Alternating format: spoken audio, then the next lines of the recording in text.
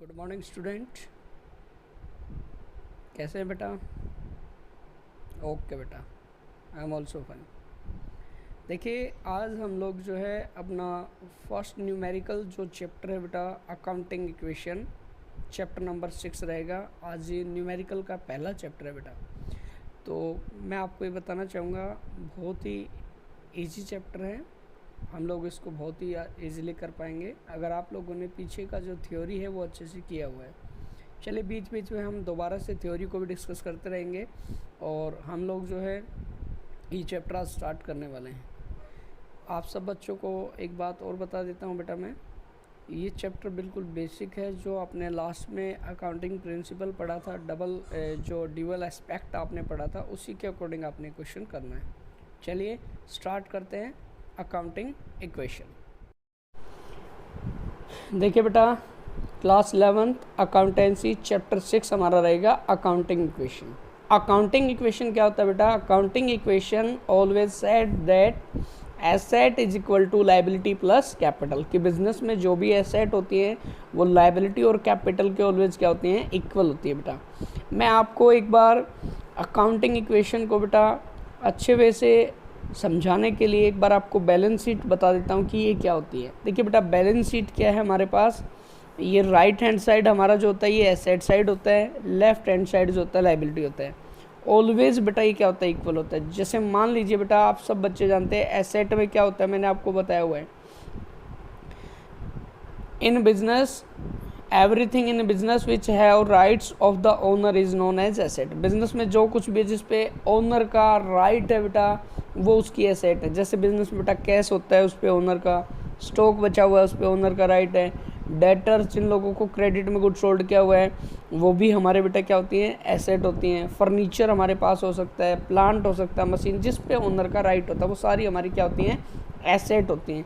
मान लीजिए बेटा, कैश हमारे पास यहाँ पे 10,000 है, स्टॉक हमारे पास जो है वो 5,000 है, और डेटर हमारे पास 15,000 है, और फर्नीचर हमारे पास बेटा 20,000 है, और प्लांट हमारे पास जो है बेटा वो आपका यहाँ पे मान लेते हैं हमारे पास 20,000 है, और जो मशीन है वो हमारे पास बेटा 30,000 है। तो टोटल मान लीजिए हमारे पास जो टोटल आ रहा है वो आ रहा है 1 लाख। और यहाँ पर अगर हम बात करें बेटा लायबिलिटी साइड में, तो बिज़नेस के अंदर मान लीजिए कैपिटल है, कैपिटल हमारे पास मान लो बेटा 60 है, और हमारे पास बेटा क्या है? दूसरा क्रेडिटर है, क्रेडिटर है, और मान लीजिए बेटा बैंक लोन है। ये हमारे पास बेटा दोनों मिला के दिए हुए मान लो 25 और 15, टोटल ये 40 है बेटा। तो टोटल यहाँ पे कितना आ रहा है आपका? 1 लाख। ये ऑलवेज बेटा क्या होता है? हमारा इक्वल होता है। क्यों होता है? रीज़न क्या बेटा? देखिए, कैपिटल क्या होता है? Amount invested bye, amount invested, amount invested bye owner in the business is capital. जो पैसा बिजनेसमैन ने बिजनेस में लगा रखा वो कैपिटल है। तो बेटा ये सारी चीज़ें हमें ख़रीदने के लिए या तो उस कैपिटल का यूज़ किया है, या बेटा बाहर से हम लोगों ने पैसा उधार लेके जो है, जिसको लायबिलिटी हम बोलते हैं बेटा, उससे हमने एसेट खरीदी। तो ऑलवेज ये दोनों क्या होते हैं बेटा? इक्वल होती हैं। ठीक है, तो हमारी एसेट हमेशा लायबिलिटी और जो कैपिटल उसके क्या होती है? इक्वल होती है। ये हमेशा हमारी यही रहेंगे बेटा। तो आप एक बार बेटा कुछ ट्रांजैक्शन देख सकते हैं, ये ड्यूअल एस्पेक्ट के अकॉर्डिंग होता है बेटा हमारा। जो हमारा ड्यूअल एस्पेक्ट आप लोगों ने पढ़ा हुआ है बेटा,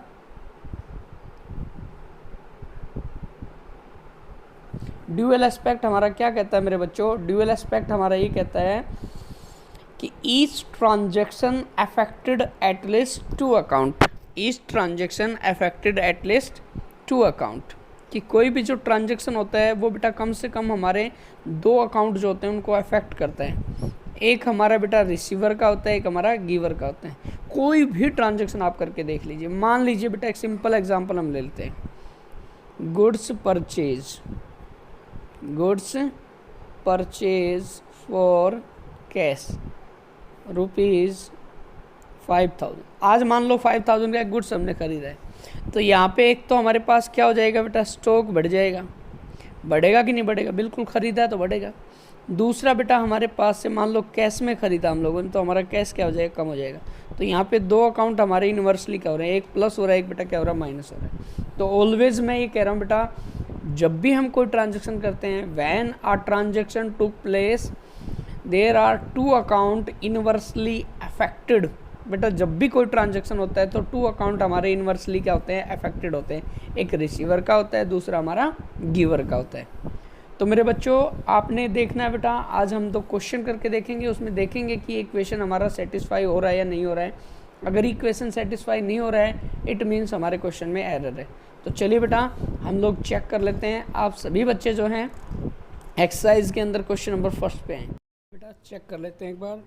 यहाँ पे चैप्टर जो हमारा 6 रहेगा और क्वेश्चन नंबर जो है हमारा फर्स्ट रहेगा। बेटा प्रैक्टिकल क्वेश्चन में हम बात कर रहे हैं। तो यहाँ पे देखिए बेटा क्वेश्चन नंबर आपका फर्स्ट हम करने वाले हैं। Prepare accounting equation from the following. आपको अकाउंटिंग इक्वेशन बनानी है। तो देखिए बेटा सबसे पहले अकाउंटिंग इक्वेशन, हमारा अकाउंटिंग इक्वेशन क्या बताया बेटा, अभी हम लोगों ने बिजनेस का जो एसेट्स होता है बेटा always equal to liabilities plus capital, ये हमेशा बेटा इक्वल होता है। चलिए बेटा, तो अभी आप देखेंगे यहाँ पे बेटा सबसे पहले Sandeep started business with cash. तो यहाँ पे फर्स्ट ट्रांजेक्शन है बेटा, संदीप ने क्या किया, बिजनेस स्टार्ट किया बेटा कैश के साथ। तो बिजनेस में क्या आने वाला है बेटा, हमारे पास कैश आने वाला है। कितना आने वाला है, 1 लाख आने वाला है। Anything introduced by owner in the business is known as capital. तो हमारी कैपिटल भी कितनी होने वाली बेटा, 1 लाख होने वाली है। जो भी बिजनेस में इंट्रोड्यूस किया जाता है ओनर के थ्रू बेटा वो कैपिटल होता है। तो क्या इक्वल आ रहा है हमारा, बिल्कुल बेटा। सेकेंड ट्रांजेक्शन पे हम चलते हैं बेटा। अभी सेकेंड ट्रांजेक्शन है बच्चे, परचेज फर्नीचर फॉर कैश 5000। हम लोगों ने क्या किया है, फर्नीचर परचेज किया कैश में। तो हमारे पास कैश कितना बेटा, अभी हमारे पास कैश जो है वो 1 लाख है। इसमें से अगर हम फर्नीचर परचेज करते हैं 5000, तो कैश हमारे पास कितना बचने वाला है, 95। लेकिन हमारे पास क्या आ जाएगा, फर्नीचर आ जाएगा, जो कि हमारी बेटा एसेट है।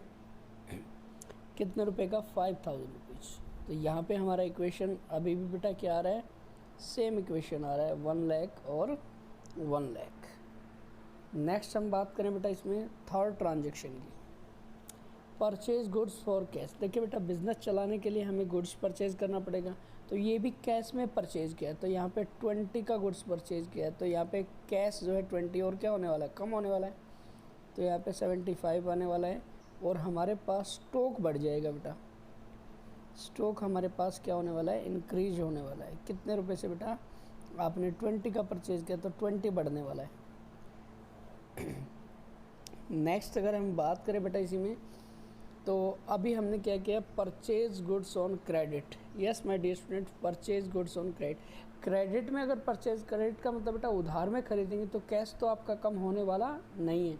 मान लो आपकी पॉकेट में 10 रुपीज़ है और आपने चॉकलेट लेनी है। आपने अपने बेटा आसपास की शॉप से जो है चॉकलेट ख़रीदा है और वो चॉकलेट के लिए आपने बेटा पैसा नहीं दिया, उधार में ख़रीदा है। तो आपके पॉकेट में तो जो 10 रुपीज़ वो सेम रहेगा। तो कैश हमारे पास सेम रहेगा, लेकिन क्या बढ़ जाएगा, स्टॉक बढ़ जाएगा बेटा। स्टॉक हमने यहाँ पे 36 का परचेज किया है, तो स्टॉक अभी 56 हो जाएगा बेटा। जब भी क्रेडिट में गुड्स परचेज करेंगे मेरे बच्चों, हमारे पास यहाँ पे लायबिलिटी में क्रेडिटर बढ़ जाएगा। क्रेडिटर हमारा होने वाला है यहाँ पे कितना बेटा, 36,000।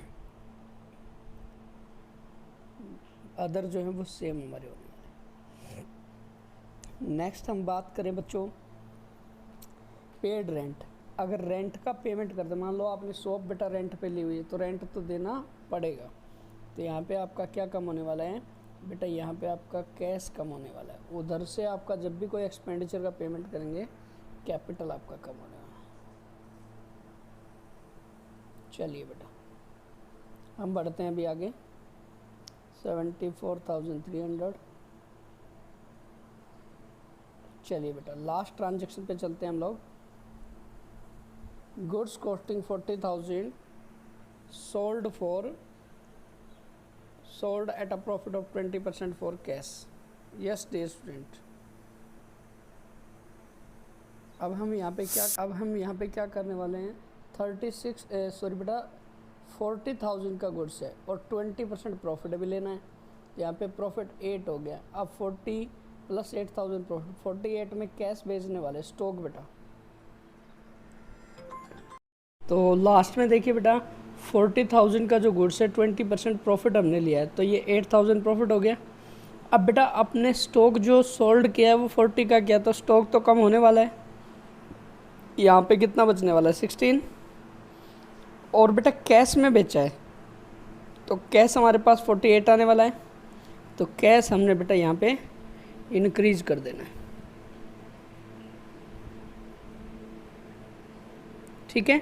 अब मेरे बच्चों एक बात आपने देखा यहाँ पे 40 का 48 में सोल्ड किया, तो आपको प्रॉफिट कितना हुआ, प्रॉफिट सर 8 हुआ।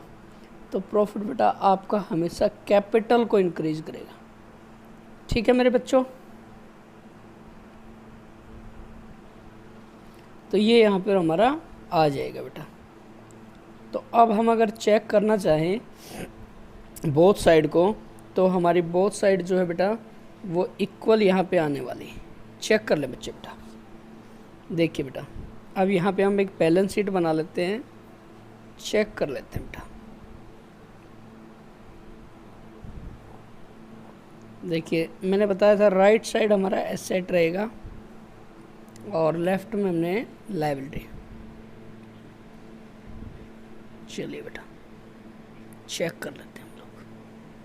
एसेट में हमारे पास बेटा कैश है 1,22,300, फर्नीचर भी है 5,000 और मेरे बच्चों हमारे पास स्टॉक भी बचा हुआ है 16,000। चलिए बेटा यही बैलेंस है हमारे पास। टोटल एक बार हम ले लेते हैं।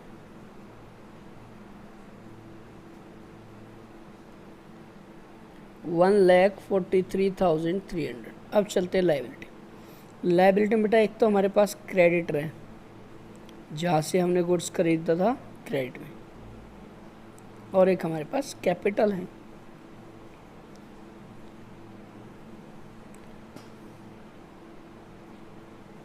तो ये भी हमारा 1,43,300 है बेटा। इस तरीके से आपने क्वेश्चन जो स्टार्ट करने हैं। आज बेटा सिर्फ 2 ही क्वेश्चन आपने करने हैं। अगला जो टॉपिक पॉइंट है वो हम बेटा कल डिस्कस करेंगे। थैंक यू बेटा, हैव ए नाइस डे। आपको देखा होगा आप लोगों ने बेटा बहुत ही इजी चैप्टर है, आसानी से आपका सॉल्व हो जाएगा। थैंक यू बेटा, बाय।